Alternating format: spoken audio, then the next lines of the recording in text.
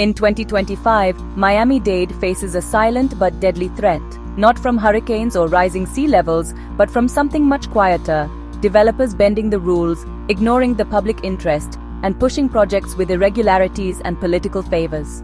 The most recent and alarming example? Bluenest Krone and Bluenest Naranja, who still have a public hearing before the county commissioners and Mayor Daniela Levine Cava. Despite warnings, formal protests, multiple rejections in different processes, and documented evidence of mismanagement, the projects continue to advance.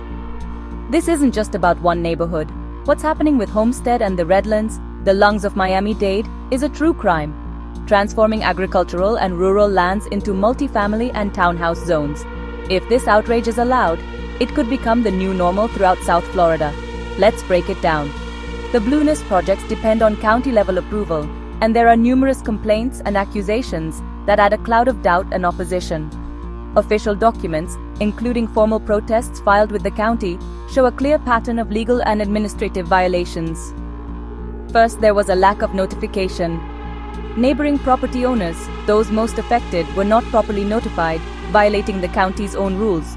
Public announcements? Invisible, or so far away you'd need binoculars to see them. Something's wrong. Many residents only found out about the project by word of mouth from some alarmed neighbors. And then came the necessary steps for the project to move forward, and quickly.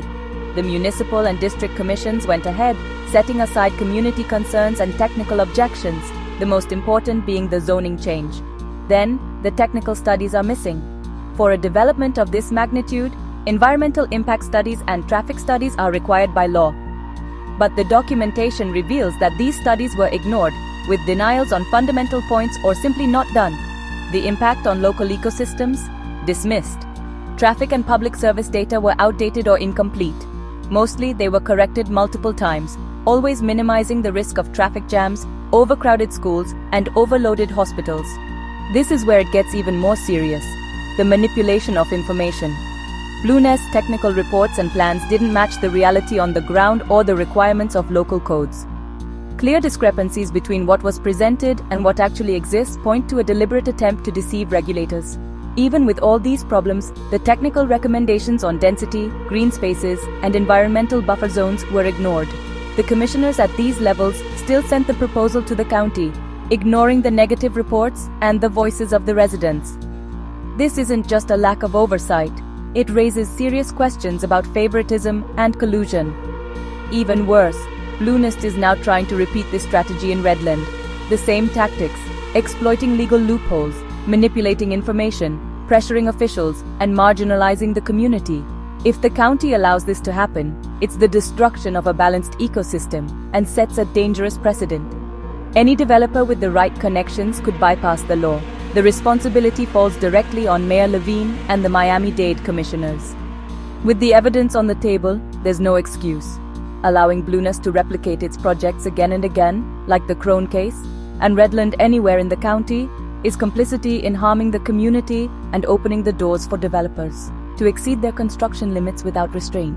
So, the final outcome partly depends on us and our voice.